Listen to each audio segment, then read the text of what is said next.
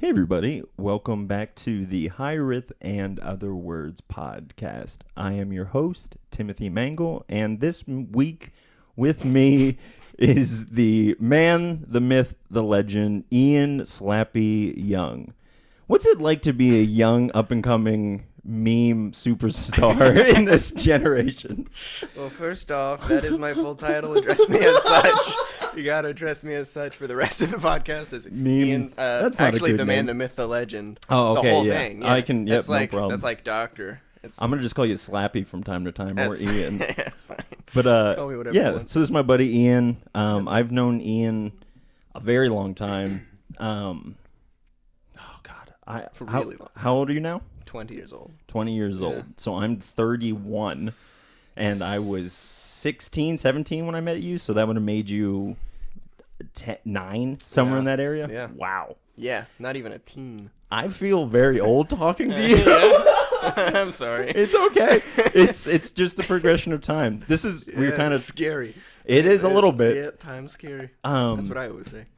Do you really? Yeah, all the time. Just Time's scary. just constantly Yeah. this is spooky. It's a problem, actually. I don't know, man. Like the older I get, the more I'm just like, who cares? Like it doesn't like I don't want to be relevant anymore. So before we got on the recording of the podcast, I asked you about center parts because that's like a big thing right now. Like Huge. like just and I'm too old to care anymore Right. to be like, but then there's a part of me that like I know I'm on Part? like I see what you did there. thanks buddy. Yeah, it's there's good. there's a section of me that like knows I'm on the internet and Right. like communicating with people, and like demographic wise no one under the age of 18 listens to this podcast.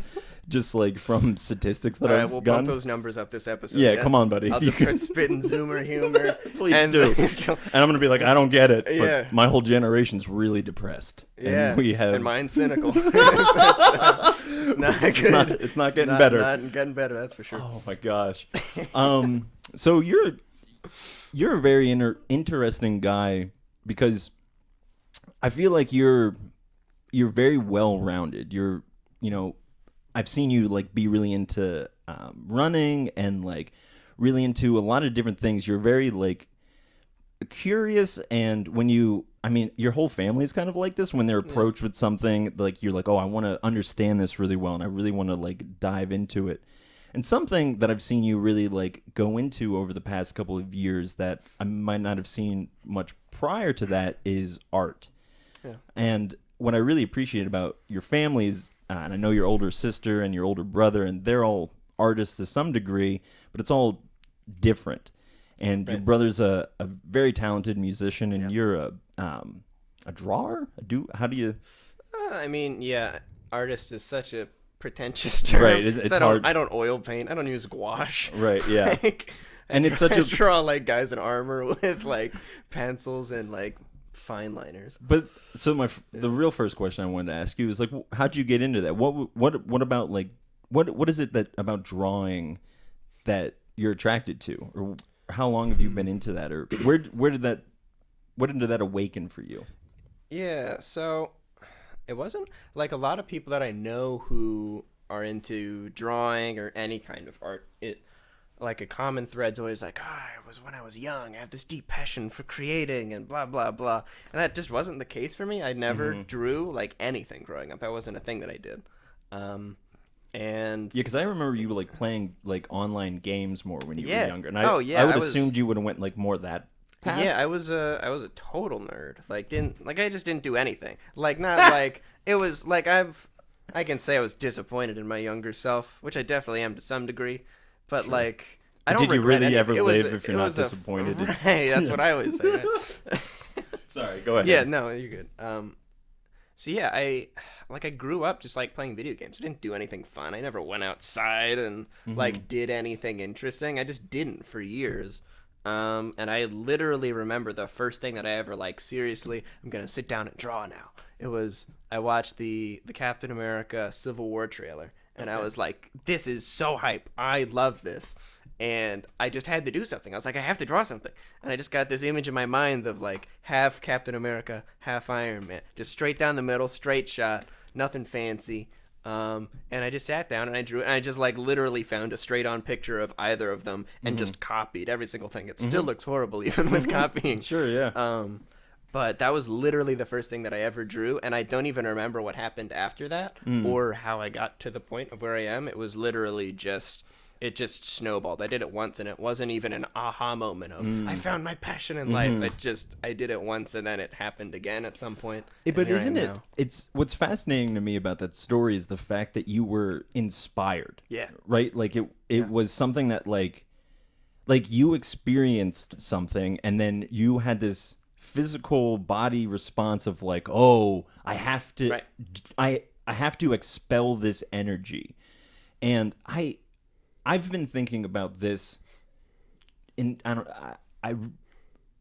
I like just looking at human beings as machines, and I know that's not like the greatest, like most like romantic, like personal way to look at people, but thinking about like, because like literally we work like a machine because like you put in fuel and then like we have to burn it off, and like we, you know, like we have, I don't want to avoid like anything crude, but we have gas, like we have emissions, right? Like, oh, emissions, that's a good word for it. Yeah, and I wonder at what level does that continue? Like, what is, like, why did you have to get whatever it was out of you? Yeah. You know, like I just don't understand how that, like, what that is. Yeah, it's so strange because I mean, we look at that story and we look at, I don't even remember what the last thing I drew was, but every time I draw something, like I should have a consistent drawing schedule and draw something every day for practice. I don't.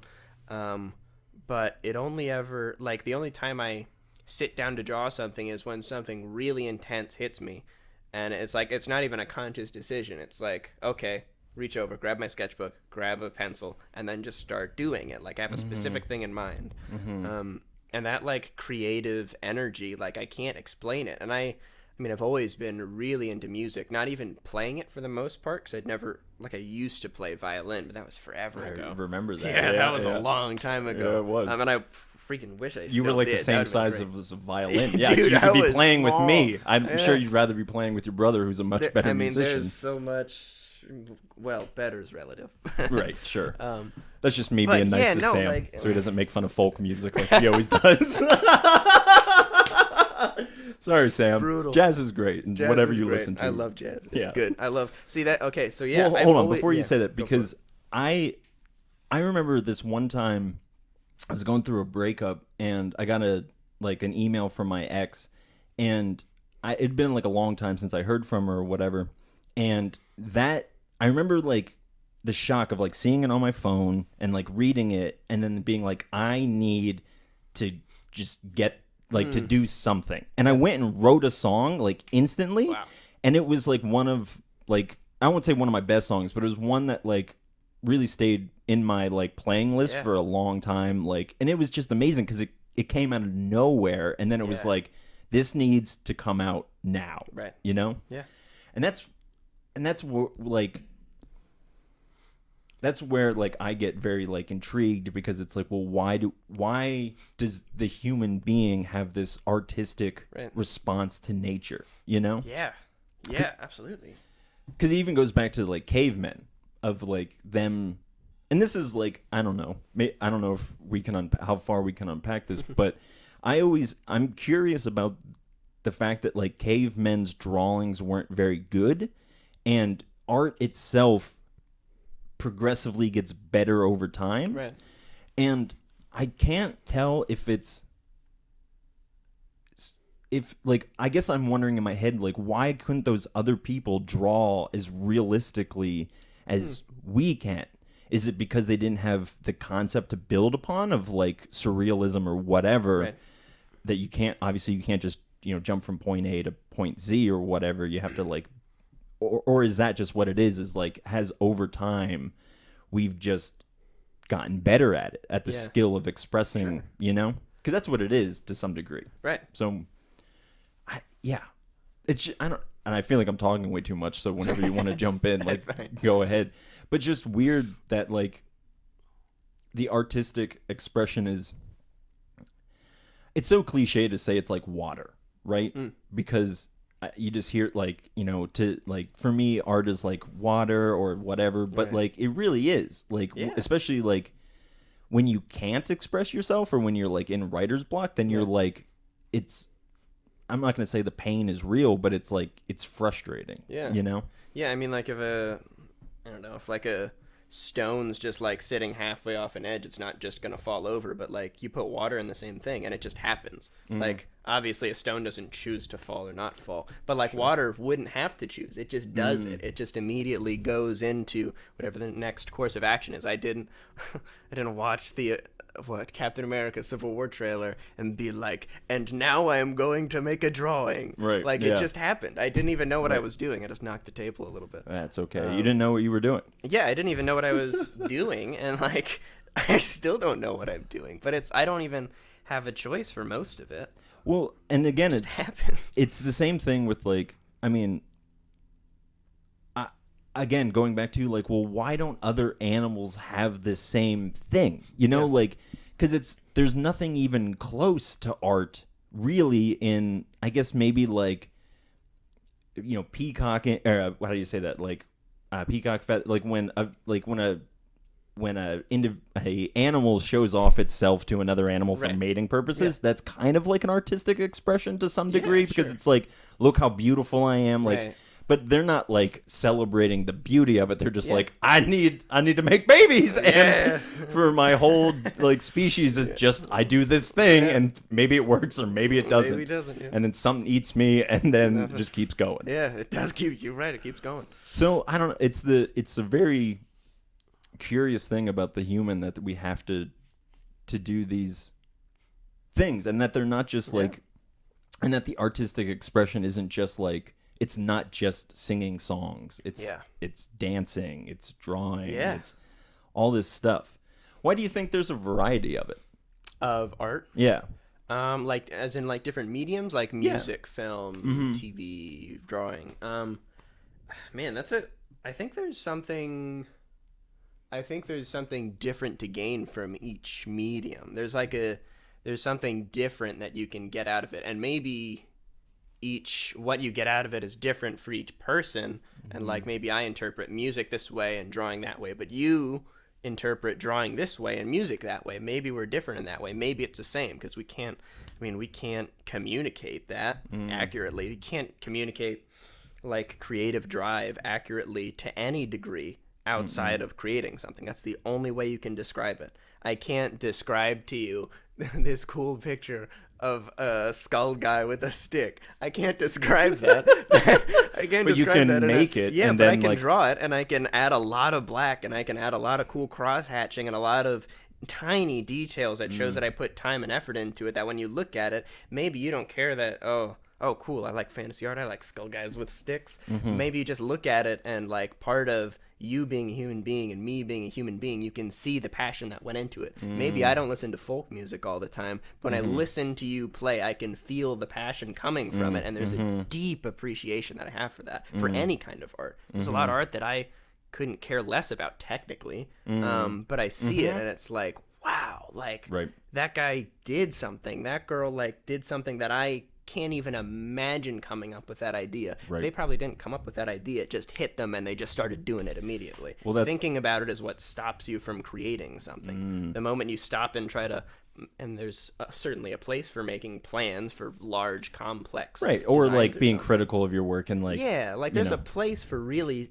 deeply thinking about something. But if you're trying to make art that's communicating an emotion, no matter what the medium is, if you're stopping to think, oh, well, this is the right choice, like doing something's better than nothing. There's no way I'm going to make a drawing that's so bad I lose skill from it. It's impossible. There's no way to do that. Right. Even if it looks terrible to me and everyone else, at least I know don't do that, right? There's no way not to learn something from it. Right. I really appreciate your perspective on that, because it took me a long time to figure out that it's okay for art to exist that I don't appreciate in a technical sense. But again, it's about the passion and the energy, because this was the realization that I had, because I'm a bit of a music snob, because everyone is wrong, unless they listen to what I listen to, Of course. So I know like that very well. I know the feeling of being like of like it's when I listen to music I get a certain sense of cathartic release, happiness, melancholy, like whatever it is, it can be found there.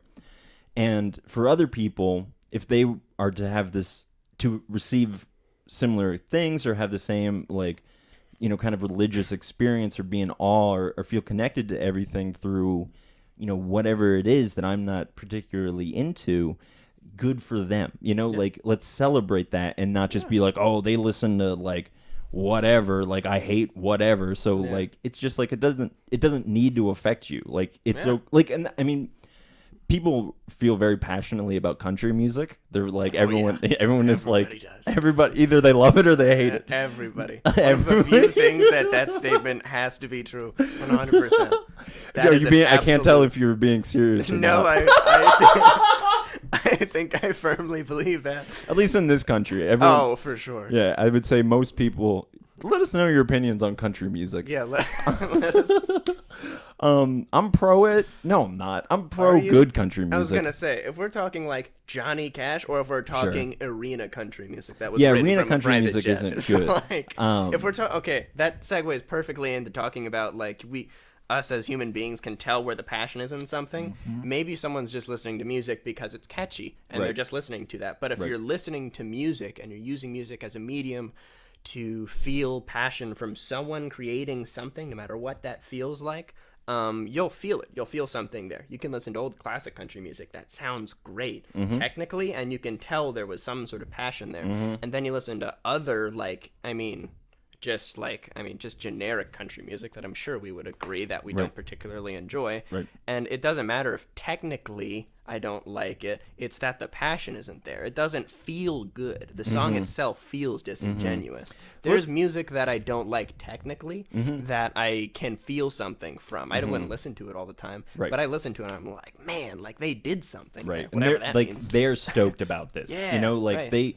And maybe there's something to be said, man, about like, because I think you kind of said this, is like, there's different levels of appreciating things or different levels of substance that you can gain from something. So like, you can kind of just eat, eating nuts here and off all day, like that will give you a certain amount of nutrients, but maybe like obviously eating a rich, healthy salad or something like that will give you more. Like, so maybe there's a certain way that you can approach art where it's like on a surface level of like that looks nice, or like sitting with like a painting and just being like, how do I feel when this like what is. And I think that that's like how what people get wrong about art is that like you're not supposed to judge necessarily the quality of the thing, but you're supposed to judge your response to it.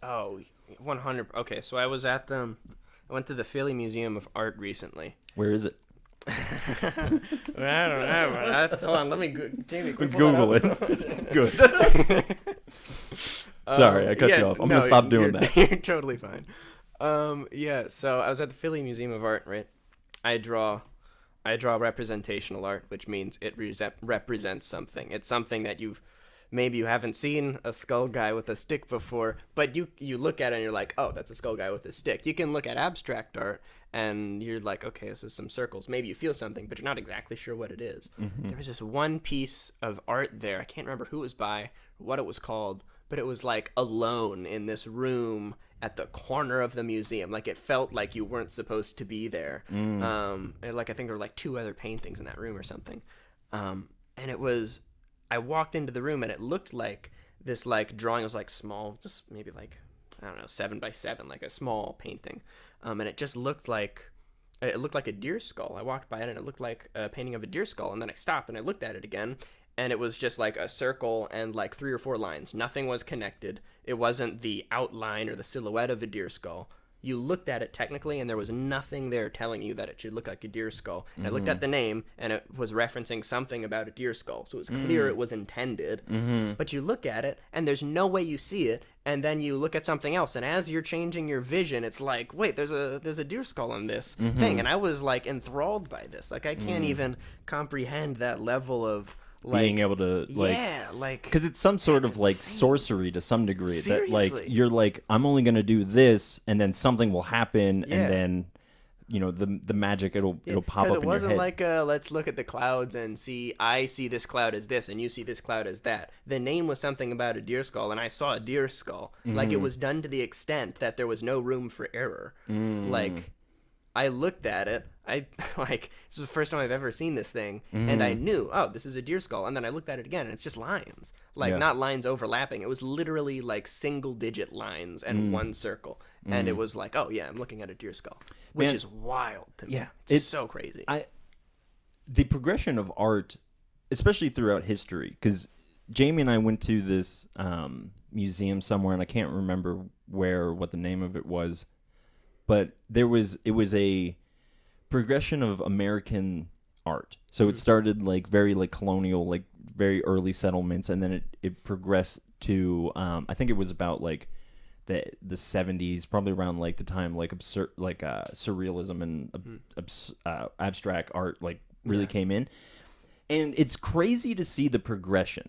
Again, because it gets better and more detailed, but it also it's when surrealism and abstract art and all these things popped into the culture at such a weird time, and it was such a telling thing of the American subconscious, because we got here, it was very simple, just trying to like do it on our own, and then as our problems as a country continued to get bigger, and the chaos of 2 world wars that we went through, like surviving, being on the planet when the atomic bombs were dropped, and just trying to think about that and living with that. It's like, of course, the art, like, just after that period, like, went crazy, because the people were probably insane, because it's like we'd never gone through 2 world wars and like all this thing, and what's crazy about that period, because I'm not a big fan of it, to be honest, like because it's, again, like I appreciate the passion, I see that, and I understand. But for me, I'm just like, you put a red circle on a white canvas, like you made the Japanese flag. Like, good job. Like, good job. Somebody did that already. But made a whole country out of it. But like, again, it's about what brings out of you. And when I look at that, I'm like, man, people were at such a crazy time, and like it's still. I mean, you go into the 80s and the 90s, it didn't get less weird. It just the weirdness kind of got like funneled into like, I don't know, people probably weren't drawing as many like skeleton dudes with sticks, they probably weren't doing that as much. And I don't know if it's because of like, obviously art is such a good expression of culture, right? Because you can look at the art that is produced by people during a certain time, and you can essentially tell how those people are feeling on the inside, and that's. And again, like, it's this weird thing that we need to get out of us. So it's like this weird, like, trail that we need to leave behind us as a species. But again, it's not communicating anything verbally outside of, like, the verbal arts. But, like, even those are, like, poetry or novels or spoken word, whatever it is. Those are still meant to draw out the emotions within you. They're not meant to just, like... I mean, I'm in love with words, so I'm like, give me the words, like as many words, like give me the best words you can possibly give me. But I understand that like, because even words are like, they're this thing that are supposed to help draw out emotion, right? Yeah. So the reason like that they're in a poem is not so you can go good words, like, it's to some degree, right, but it's about the emotion and about the experience of it all. Yeah. I don't know. Let's talk about passion a little bit, because that's a weird thing that, like, because we're probably the only species that feels passion, because other animals probably feel driven and, like, a sense of maybe, like, obligation to survive, but, like, to have passion, like, implies, like, love, Yeah, because passion isn't ambition. Passion isn't drive. Passion isn't... like, I don't know, like a fear of safety for something. It's not like, oh, I feel this thing is under attack, so I feel passionate to protect it. Like, passion, where is passion coming from? Like, that's, I mean, to me, it makes the most sense that passion, as you said, like, it comes out of this deep place of love and admiration for something, which, I mean, I'm fortunate enough to be able to easily interpret passion from things. And I never really was that way growing up. It just sort of happened one day. I don't even, like, I don't even remember when it happened. It's just, Right. like, everything's super cool all the time, and I'm just, like, jazzed about everything. And it's great. Yeah. And that's super cool. And I'm really lucky to, like, be able to watch a TV show or a movie that very clearly was a passion project for whoever made it, or look at a like piece of paper with some lines on it, see a deer skull, and Right. get the same thing out of that, or like go skiing and just sit at the top of this mountain and just look at everything and be like, wow, like how did we get here, man? Like that's wild. Right. Like as a species, like how Right. we made the motor, then we made like figured out how to make steel, and we've like not in that order, obviously. yeah. So one, of the, one of those came first. Yeah. Like It's so crazy, dude. I was thinking about this about your family the other day, and it's something I appreciate about how your family approaches their faith, because it's never this big like intellectual or like I don't know. It's always very much just like we see it, we understand it, we appreciate it, we love it, we see it everywhere, we're fine, we got it. Yeah. And then I just think about you guys just falling in love with bacon. That's all I think about is at the end of that is just Yeah. like you guys just being stoked about bacon. Whereas like you look at my faith and I'm just like, well, what is God? Like tell me all these Yeah. deep things. And I'm just like, is this helping? Like, is it better to just be like, I'm so stoked on like this life and I'm so grateful for it. Like I definitely have seen that from you and from like your entire family has embodied that energy very well. And it's something that I just don't do well on. So you want to give anybody advice outside of man. just be a young I was gonna say advice on being good. not being good, but being like how do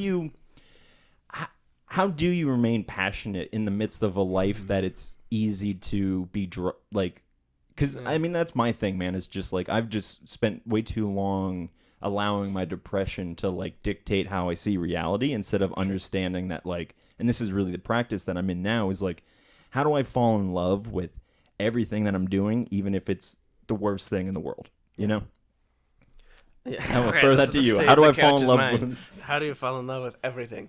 or at least be passionate? Yeah, so I mean, I think that's sort of a callback to what we said at the beginning here was forget how I worded it, but like the moment you stop and think about something is like the moment you're not doing something is the moment that like, you know, doubt creeps in, that whatever creeps in, whatever, that's when an obstacle pops up. And maybe there would have been an obstacle there either way, but if you would have kept moving, you have that momentum that you can just plow straight through. And I mean, that certainly won't work for everyone. It's worked for me. It's worked for pretty much everybody in my family. That's just sort of how things have gone. And I mean, some people would argue that that's a bad thing because there's no off switch. And that's certainly something I felt. Like there's never any off switch. There's never any point in time that I'm not trying to think about doing something, which to some people is incredibly unhealthy. And I mean, maybe it is, but like Yeah, I but haven't felt any repercussions from that. I really don't think you're alone though, man. Because Yeah. like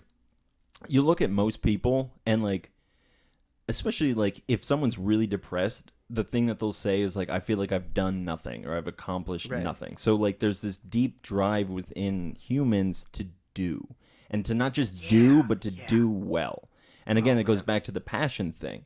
So like again, like you're having this, you know, for people who are discouraged about their life or where they're at in their life, they're having this bodily response to an emotion and I mean obviously your emotions are embodied, but it's real pain. It's real like the disappointment of feeling like you haven't accomplished anything, you know? And it's again like it's a similar pain to not finding food or not finding love. Like these things that are like built into us is like I don't know. They're a part of us and I don't know. It's just so fascinating. Yeah, because I mean that's as you said, like people oftentimes like one of the more common responses to depression is like a disappointment or dissatisfaction with not having done anything, and then through not doing anything it progressively just spirals and snowballs downwards. So the obvious answer there is do something that Right. like, oh, But that's- just don't be sad. Like, that's Right. not how it works. Me to just say that is so incredibly ignorant. But it doesn't change the fact that it is true to an extent. It's just not easy. And for some people, it might not even be possible. There has to be some sort of catalyst to do something. Right. Me, who's had such a life growing up where any time that any hint of like dissatisfaction with not doing something creeps in, my immediate response is to do something. Because I know it's worked. I grew up doing it. And I'm incredibly fortunate to have had that. And a lot of people don't have that. So they don't have that response, Right. and then they're like, oh man, I haven't done anything, and they don't realize that that's what's bumming them out. Maybe obviously it's different for everyone, but that seems to be a pretty common thread. And I feel like tied in with that is usually always it's not good enough. Right? Yeah. Like, and that's Oh, yeah. that's even the thing that's like holding them back from doing the thing is like, well, I'm not going to, it's I want to draw. I want to go take a picture. I want to whatever, but it's not going to be as good as such and such on Instagram or whatever. Yeah, absolutely. And that kills, man. That's For sure. that strangles. That's what shuts people down. Yeah, that's what shuts people that like they have just enough glint of passion that like sneaks up into their life somehow that gets them to do something that gives them some sense of joy, and then it's not good enough because there's this gap in our taste of like I forget what it might be called, the taste gap. I can't remember what the proper title for it was, but like it was just this analogy of like when you're starting, you're like at point A on the graph. Or like, let's use numbers. Let's say you're at like 1 when you're starting, but your taste, you got into it because your taste was good. Your taste is all the way up at 100, and you start and you're at 1, and you make something, and maybe you go up to 2, maybe you go to 1. Right. Maybe you're staying at 1. Maybe you go up to 10. I don't know. Right. But no matter what, when you're starting, you're not gonna be producing something at that level, which is that kills, man. Like that just shuts it down. That little like spark just gets completely squashed. Right. It's like you have to be. And you're doing it to yourself, like, because no one is there being like this. I mean, no one. That's another situation entirely. If someone is telling you that it's bad, those people just may be. That's another thing. But like, at least if you can learn to appreciate it, or again appreciate the passion that was behind it, like it doesn't have to look good but going off of what you were talking about, when I first started getting into music, I felt like I was listening to like all these great songwriters like Bob Dylan and Conor Oberst and just brilliant minds of songwriters that just like were out. So for me, it definitely was, my writing level is at a 1, and I was at like 100 of these like people. And so that does like trip me up because I'm always like, I'm never going to be able to write a song that's as good as Bob Dylan. Like, and that's, for me, that is my mountain to climb. And it's good because it makes me produce better things, but it also, if I have an unhealthy relationship with it, then I just shut down. I'm like, well, then why am I going to write a song if it's never going to be as good? And this is what I think. Like, I'm like, this song will never be as good as the worst Bob Dylan song, you know? And like, that's not going to help. Like, and even like, who cares? Like, that song exists, like, good for that song. Why can't you make your own thing that it doesn't need to be held up next to Bob Dylan? Like, that's way too big. Yeah, you know? I forget.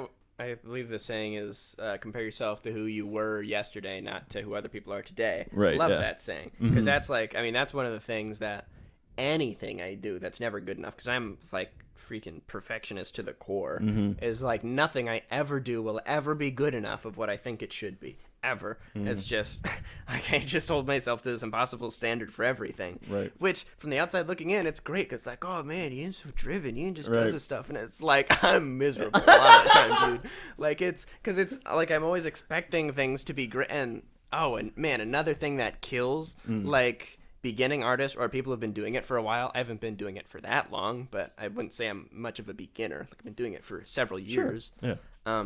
Like I'll make drawings that I sink hours into. Like there have been some that I put like actually like 7-8 hours into, and then you post it on Instagram, you get a couple likes, whatever. It's like, okay, it's around my average like range. I'm not I don't have that many followers, so I'm not expecting like hundreds upon hundreds of likes.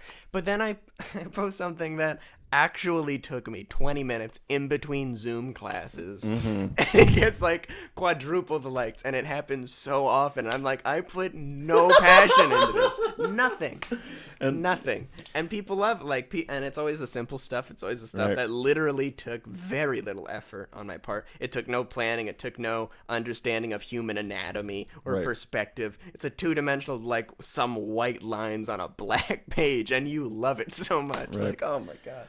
Yeah, man, I think that's the tricky thing about the artist is like this weird balance and relationship that you have to have with your art of like understanding that like it is good, you can always do better, but again, like that is the end goal, but killing yourself getting there or not even putting your stuff out because of that is another big problem. Right. You know?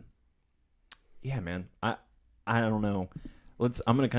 I'm gonna handbrake turn a little bit into the next topic, but we'll use it with art. I'm a huge fan of religious art. Obviously, I have a painting of Jesus that like I keep looking at. You do. Yeah, and I mean we have a lot around the house and stuff, and just because again it's I don't look at this painting of Jesus that I have and be like, you know, is that line good? Is that, you know, I'm sure I do that from time to time, but I'm like, no, it's Jesus alone praying in a dark night and there's a light shining down on him. How do I experience that in my own reality? You know, when I look at that, does that speak to me of like, oh, maybe I too am not alone in the midst of all of this or whatever, you know? And there's a part of me that wonders, and I'll throw this to you, because we both grew up in a church that didn't really celebrate iconography or like stained glasses or like anything of like real like appreciation for art outside of like, isn't this nice? Like it's I felt like the art that was handed to us in evangelical Christianity is akin to like Walmart art of like, here it is, it's nice, like it's standard art, like it's pretty. It sounds like, strange to say standard art, but literally that. Right, like it's just like, this is like, it's a house with some trees, like there's nothing offensive here, like it's just it's just the man. Like a video game and you place a painting and it's just taken from a random selection of the most neutral things you can possibly imagine. So do you think, because I'll just say that I think that we're missing a big thing because we don't have those things, whereas other churches are very much centered around the artistic experience of God, you know?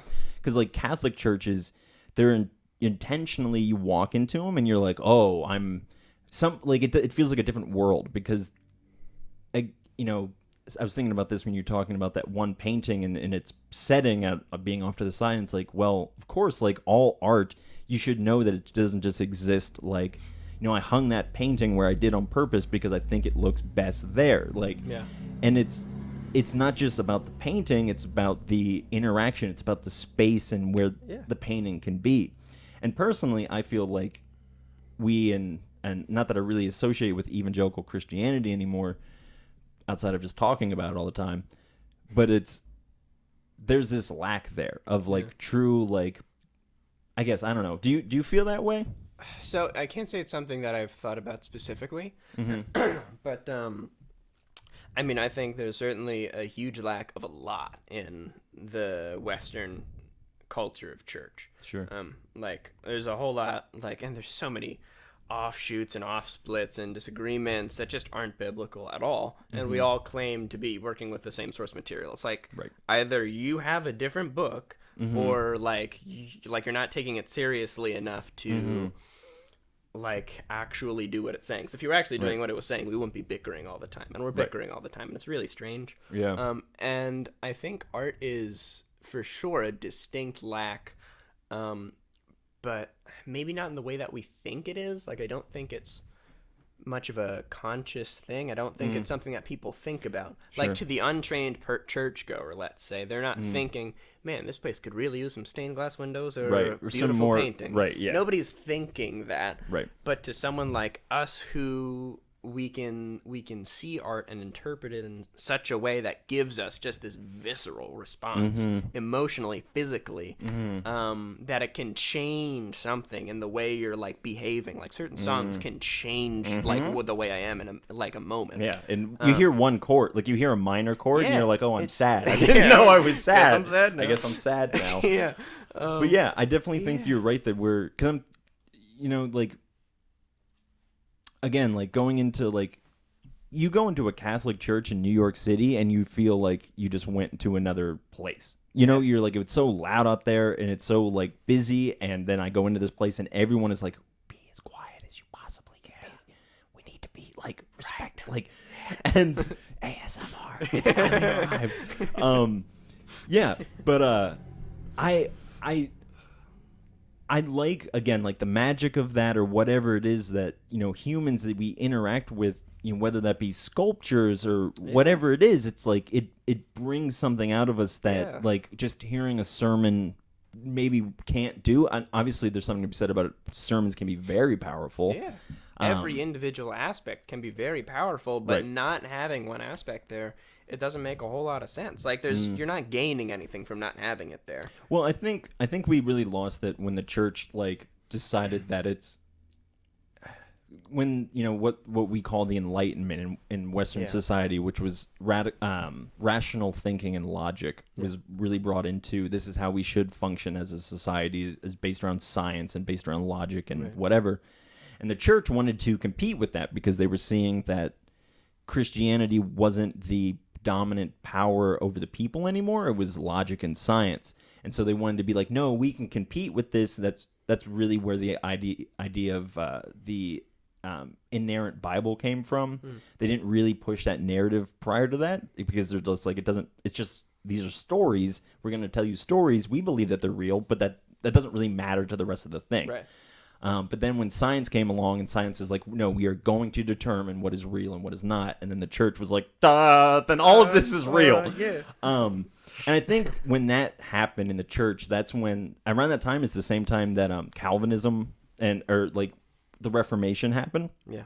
So again, that's this offshoot of less art and going into the more logical side and really going through the Bible and being like, well, this is what this means and this is what this is. Instead of even, again, just letting the Bible be its own work of art, and you're coming to it and you're just like, oh, this is the experience that I have when I come to this thing, instead of sitting there and being like, well, did this really happen or did this not happen? It's like, well, we'll talk about that at some other point. But first, let's just read the words and tell me how you feel, Yeah. So I don't know. I guess what I'm trying to say is I would, if there's any, like, for what I would hope to see in the church more, would be more of the celebrating of arts. Yeah. Yeah, there's not a whole lot of, like, I mean, maybe it's different from denominational offshoot to denominational offshoot. How many churches have we been to in our life? Right, I haven't been to all of them. Right, yeah. So there's at least a couple. There's got to be a handful. A good handful. I'm saying at least 30 in Pennsylvania final alone. Answer. Yep. At least 30 churches. But yeah, no, I think there's a serious lack of abstract appreciation in Western culture as a whole right now. Like, I mean, I can see that in like the previous, like the last two generations before your generation, right? Like, there's just not, like, it's like art is, and that goes for art of any medium, it just isn't taken as seriously, I guess. I mean, I wasn't alive before then, sure, so maybe it never was. I have no idea. I think it's exists. Like, we just don't take it seriously anymore. It's like when I listen to a song and I'm like alone in my room and I put this song on, I put it on with headphones that let me hear every nook and cranny of the song, and it just sweeps me away and I'm just enveloped in this other world, and I'm literally sitting in my room by myself with like a physical reaction, and like my body, I'm just like moving. I'm not dancing, but like my neck's moving, my like everything just starts happening. But like, you do that around people, and most people, they're like, what's going on? Like, this guy's, it's just a song. Right. Like, what do you mean it's just a song? Like, this person learned this thing for so long, and they got made so sound. They made sound. They not only did they make sound, they organized sound. Yeah. And they figured out how to make sound out of ones and zeros, load it onto something else, and disperse it across the entire planet so I can listen to it anywhere at any time and have the exact same emotional response to it. That is wild to me. Yeah. And we just don't appreciate what we have. Like, we don't have, like, and maybe that's why, like, the artistic eras or generations of the past have been as powerful as they have been, because it wasn't the audience, the people appreciating it, weren't coming from such an enormous place of privilege of having access to everything all the time. I can see digital paintings on Instagram that easily took longer than I could guess they took, like hundreds of hours into single frames. And I'm like, yep, seen that before. And that's like, I get disgusted at myself because I just follow so many artists. I just see that crap all the time now. And it's beautiful when you take it as what it is. And we just can't take it seriously because we see it all the time with everything. It's been commercialized. It's You're gross. you're saturated with it. You know, so it's like, how do you learn to appreciate it when, especially like if God forbid you're in the art game, you know, because then it's like, God forbid, like I'd never be a friend with an artist. All my friends are artists, and all my friends are miserable. My man. We shouldn't high five about that. But no, I think. Well, dude, actually, okay. So let's dive into this. This is really fun. The first mention of musicians in the Bible is in a genealogy, which is a long list of people's family, essentially. I mean, everyone knows what genealogy is now. I don't know, just because of... I'm something of a genealogist myself, actually. Good. But anyways, so the first time musicians are mentioned, I believe, I'm pretty sure, is in this genealogy that is at the end of Cain's line. And Cain was the first person to commit murder. And so he was the first person to be really kicked out of paradise. Yeah.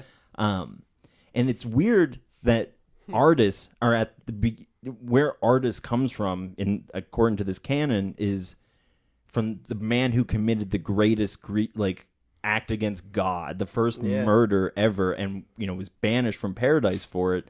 And now, I mean, how many artists sing songs or write poems about going home or returning to a place that whatever, like there's something that's deeply put into the artist that is, you need to help people return home because your family, and again, this is just going within that narrative, is the people that really separated it. So it's like, now is your time to sing these songs or to make these paintings that help people reconnect with this thing that your lineage pushed away, And again, you don't need to believe that to be really true or did that really happen, but it's the artistic expression of like, oh, that makes sense that all artists are like, I want to go home, and they're like, where's home? And everyone's like, I don't know, but I know it when I know it, you know? Like, I mean, that's what Hiraeth means, is homesick for a place you've never been before.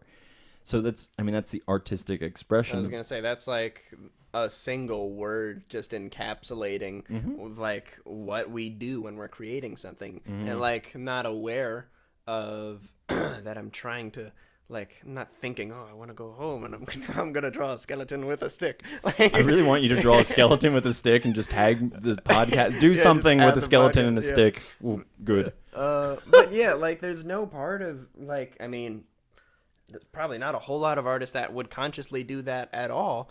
But that word, that's the drive of, I need to create something and I don't know what. And like, that comes out of, for me, like, having that drive, it always comes out of seeing something else, someone else doing that, even if it's a completely different medium.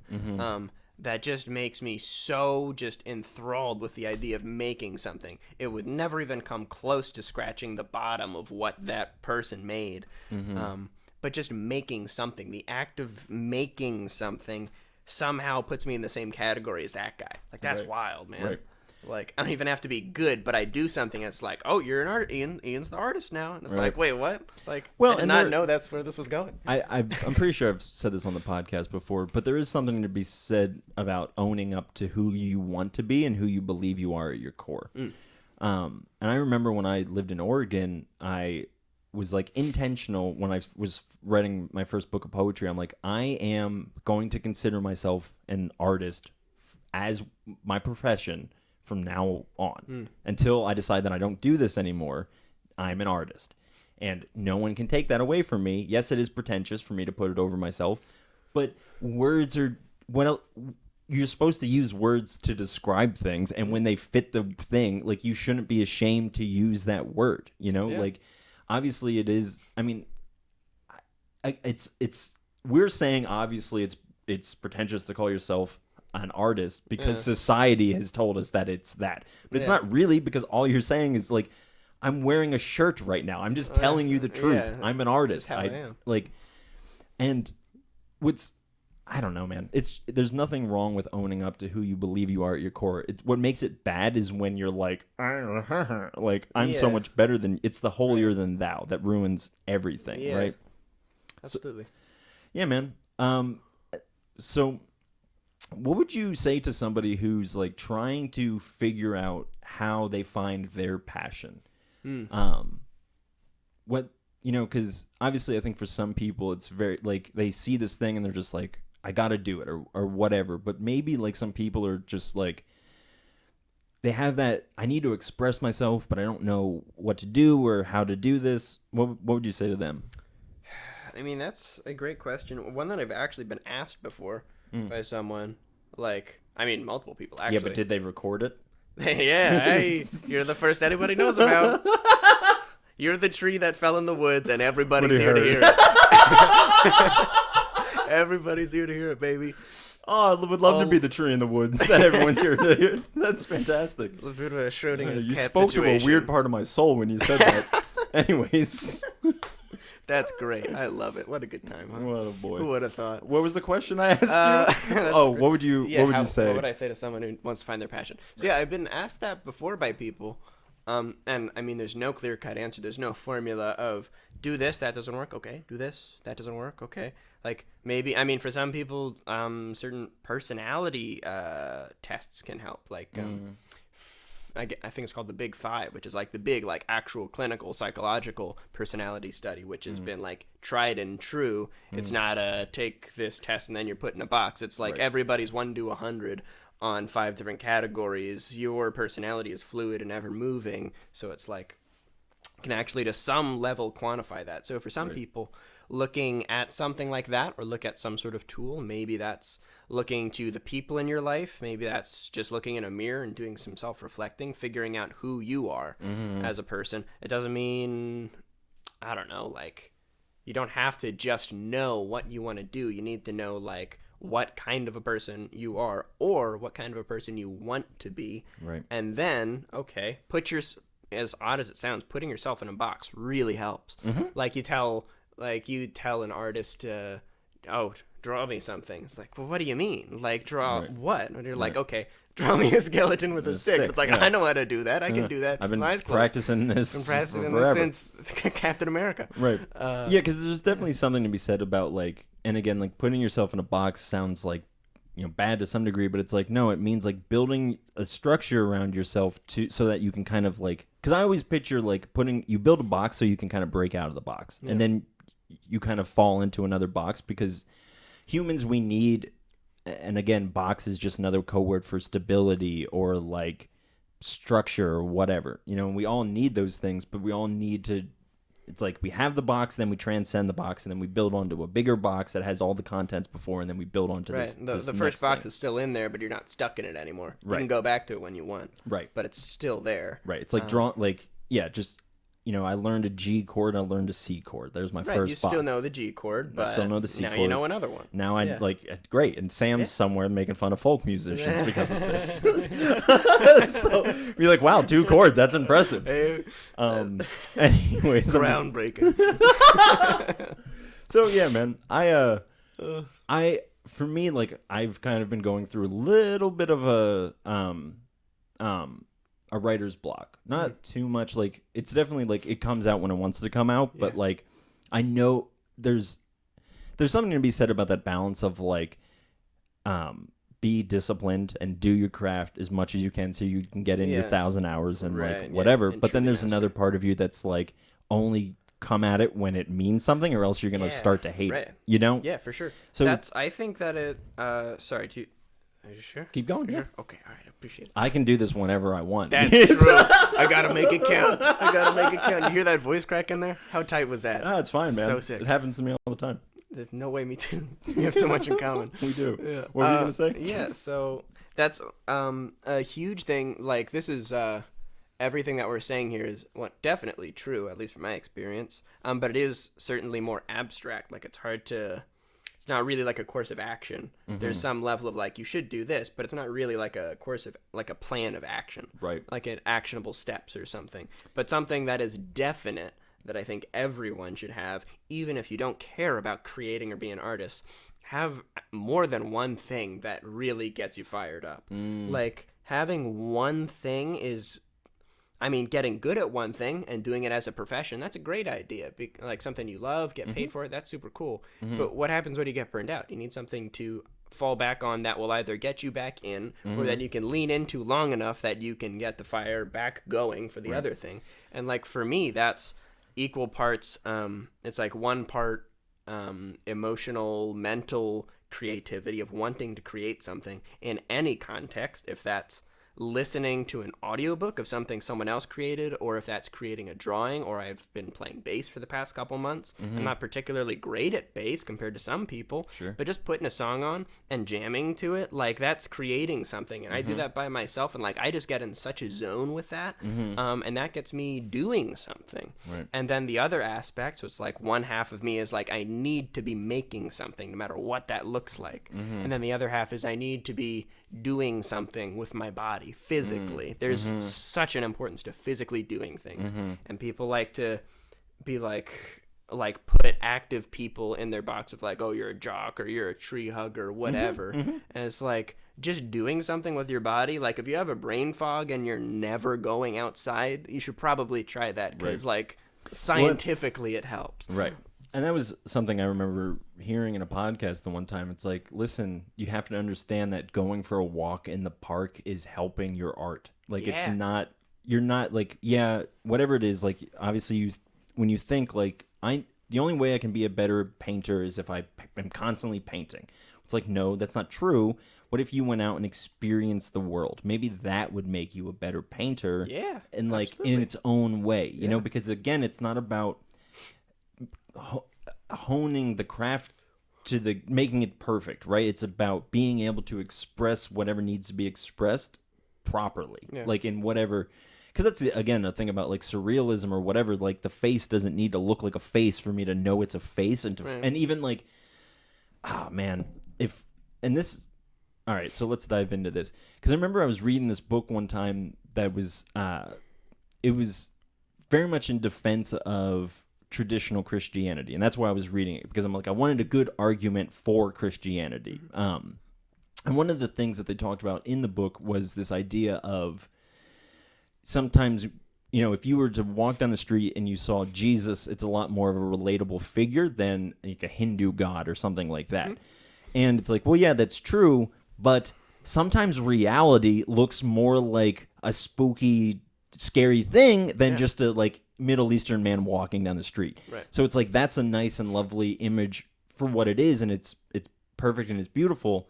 But sometimes reality comes at you at such a absurd way. And again, going back to like experiencing all these crazy things, and of course we have this crazy response to it, you know. And so that's like, again, it's about the variety, and you know, like they say, variety is the spice of life. And I mean, that's what I always say. Right. I mean, that's we are. But yeah, man, I don't know. I think it's very hard for humans to communicate. Very. Like on every level. And then like for sure. You try to put emotions into it. Like, and this is what dating Timmy Mangle is like. It's like Timmy Mangle doesn't have a very good ability to express his emotions, but then he writes a song or writes a poem and you're like, oh, that's how he's feeling, you know? And that's how it's always been for me. It's like I'm better at putting it into these things and sounds and whatever than I am at like, I feel sad today. That didn't do justice, you know, like, or I'm very happy, like, and it's just like, well, what does that feel like or look like, you know? Like, to me, it's almost like passion is this, like, bodily resource that has to be, you attain it through, okay, so let's use the analogy of you eat food, your body you need to eat food, so you eat food, your body gets energy, it burns that energy to continue functioning, and then you get rid of feng shui. Yeah, feng shui. You know the word feng shui. And then water wind. That's what I. That's what I always say. Water wind. Water wind. Just constantly walking around. Hey, water wind. Actually, it means wind water. Water. Sorry Wow, for anyone dude. listening Chinese. I'm sorry. Continue your point. Misinformation at its finest. This is what's wrong with our society. All this fake news. Yeah, all this fake news. But yeah, no. So the way I see it is that passion is this. It's this resource that our body has, and it's such an indescribable resource compared to every other facet of us. Like, we can now, as opposed to any other time in history, we can actually look at the brain and use these crazy scanners that show us what areas of the brain light up when you do this thing that strangely light up when you're doing this other thing that you never saw them as being connected. Right. But it's like, to me, passion is this resource that we have that through living life is like, I'm hungry so I get food. Through living life is how you're getting passion, and the longer it's bottled up, the more intensely it needs to escape. It needs to do the thing it was there to do. If you had food in your system and your body never used it or burned it, you would just keep building up and feeling heavier and heavier and worse and worse and worse because your body's not getting the energy it needs, right? But passion is like, you live life, you get this energy, and I have this intense drive to make something out of it, and I make something out of it, even if it's like the purity of some sort of movement sport, like skiing or rock climbing or something. Like, just doing something gets it out of my system. I'm expending this bodily resource that we cannot define. Right. And that's crazy. And that's the craziest part about me is that we're paying in a currency that we can't comprehend. Yeah. You know, like, and we're cultivating this currency that we don't understand. Like, because again, what is passion? Like, it's just this crazy, overwhelming sensation of like, I gotta, you know, like, I just don't have a choice, you know? Yeah, man. So I am passionate about your passion. It has inspired me. And because, I mean, it really is like, it brings life to life. Life to life? Yeah, and like it makes life come alive. There we go. That sounds a little bit more or less silly. But I really like your advice of find at least just one thing, right? Like, it doesn't have, and again, you don't have to be perfect at it, but it's for you. Like, again, like if passion is equivalent to food and you just need it to get through your life, then it doesn't matter. Like, you don't eat things, or I'll say that you shouldn't eat things thinking about what other people think about it. Obviously, there's health, like, whatever, sure. But, like, my point is, stop caring so much about what other people think and enjoy the thing, whatever it is, and find the thing and like, give yourself grace to be bad at things. Yeah, for sure. Like, it's okay. No, like, everyone starts bad, or at least 99% of people start whatever it is bad, you know? Of course. So yeah, I think that that actually ties into like what I was saying before, that I have like, I think it's incredibly important that anyone has at least two things that really get them fired up. Tying that into what you just said is like having one thing as the, let's say the body's burning the fuel, having one thing that is, this is what I have to do. This is like the thing that I have to do. I don't have a choice in doing it. I have to do it to remain healthy. This is the thing that gets it out of my system to do its work. And then the second thing to fuel that, to keep you going and motivated. And maybe they switch. For me, they switch all the time, where it's like, I'm really motivated to write or to draw or to watch something or to listen to something. And other times where it's like, I can't possibly make something right now. I need to go out and use my body to such an extreme extent that my mind is thinking about nothing but the task at hand, that I'm so focused on like skiing. You're not thinking about anything when you're moving. Sure. You get on the ski lift. You're not like going down the mountain being like, what do I got to do tomorrow? Yeah, no, like not even close. It doesn't even matter if you're doing an easy trail. You're going and your body, like, it knows what's going on, and you just let it go. You just let the muscle memory kick in. I'm not thinking about anything. Like, I'm just like standing there. My body's like, yeah, I know what to do. I've been doing this for years. Right. It's just you in the moment and the task. Yeah, that's it. And there's such a purity in that. And that's the flow state. Like, that's, it's 100% flow state. So, like, 100%. It's this idea of getting your body and your mind just all synced. And you know, it's not even just your body and your mind, but it's also reality that you're interacting with that properly too. And that's It's like animals tapping into their instincts. Like when we enter flow state, we're tapping into that primal animal instinct. You're not thinking about what you're doing. It's like when a bear has to go find a salmon so it can eat, it's not choosing, oh, I'm hungry, I'm going to go eat. It's like it's instincts kicking and it just does it. When we enter flow state, we just do things. And as you said, we're like tapping into all of reality. We're just here in the world at this moment. It doesn't matter what we're doing, where we are, what we're thinking. You're just here existing as one with everything. And that's crazy, man. Like everything. Like I'm a force of nature when you're doing that. and there's Wild. Right. Oh man. All right. I would love to keep talking about like where the idea, like where do ideas come from? Yeah. Because I think that's great. Maybe I'll have you back for that. But I think that you really just said it beautifully, man. Because I'm a big fan of the idea of just whatever helps you realize the oneness of everything, you know, and it is in the passion, it is in the flow state. So friends at home, I would recommend go out and find what you're passionate about. If you don't know what you're passionate about, again, go find it. If you do know what you're passionate about, give yourself find something. I mean, why not? Like there's so much in life. Like, sure. and this is I don't want to keep talking, but this is my problem is like, I'm like, I like this, and this. That's it. Yeah. And then like I see all these like crazy fun things that are going. My problem is I'm a completionist. I'm not a perfectionist. I'm a completionist. So it's like I want to like I don't just want to know about Jesus. I want to know everything about Jesus. Like I don't just want to know everything about Marvel. I don't just want to know one thing about Marvel Comics. I want to know everything about Marvel Comics, you know?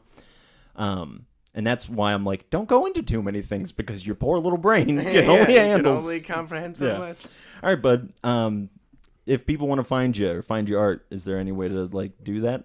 Yeah, my Instagram is @YoungSlappy, all lowercase, exactly how you think it's spelled. Young Slappy. Let's say it together. How'd you get the name Slappy? Oh, that's Timmy. That's a great question. I'm glad you asked.